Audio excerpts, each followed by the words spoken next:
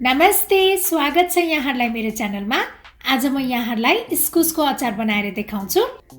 इस्कुसको अचार बनाउनको लागि मैले दुईटा इस्कुसलाई तासेर अनि यसरी लाम्चो पारेर काटेर लिएको छु। अब यसको लागि चाहिने मसला बनाउन गइरहेको छु। त्यसको लागि मैले एउटा प्यानमा 1 चम्चा जिरा राखे, धनिया, त्यसपछि मैले राखे ज्वानो अनि आधा चम्चा टिमुर पनि राख्ने, अनि मैले 1 चम्चा सौंफ पनि लिएको छु। त्यस्तै मैले तोरीको दाना पनि राखे, अनि अब यो सुकेको खुर्सानी पनि राख्ने र अब यसलाई चाहिँ एकैछिन भुट्नु पर्छ।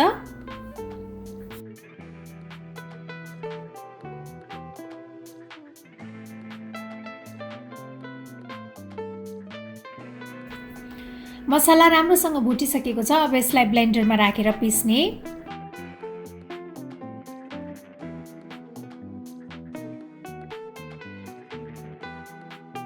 हाम्रो यो मसला पनि रेडी भइसकेको छ। यसलाई चाहिँ यही इस्कुसमा राख्ने।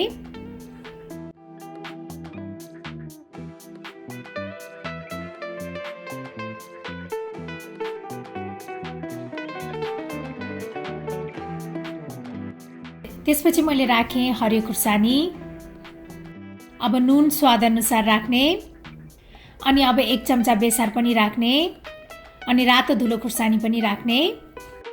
अब यसमा चाहिँ काँचो तोरीको तेल राख्नुपर्छ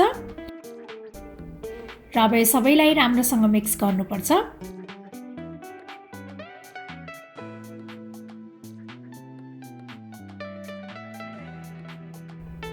अब यो राम्रोसँग मिक्स भइसकेको छ। अब मैले अचार राख्नको लागि यस्तो कन्टेनर लिएको छु।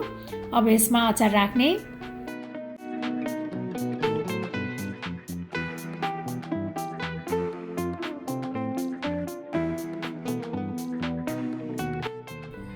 बिर्को लाउनुभन्दा अगाडि यसलाई चाहिँ यसरी प्लास्टिकले कभर गरेर बिर्को लाउनुपर्छ। यसो गर्दाखेरि चाहिँ घाम गनाउँदैन। यो अचारलाई चाहिँ 2 दिनसम्म घाममा राख्नुपर्छ। त्यसपछि यो खानको लागि रेडी हुन्छ। मलाई आशा छ यहाँहरूलाई यो इस्कुसको अचार बनाउने रेसिपी पक्कै पनि मन पर्यो होला र मेरो अरू यस्तै रेसिपीहरूको लागि प्लिज मेरो च्यानललाई सब्स्क्राइब गरिदिनु होला र मेरो भिडियोलाई लाइक, शेयर र कमेन्ट पनि गरिदिनु होला। Thank you for watching. Bye by.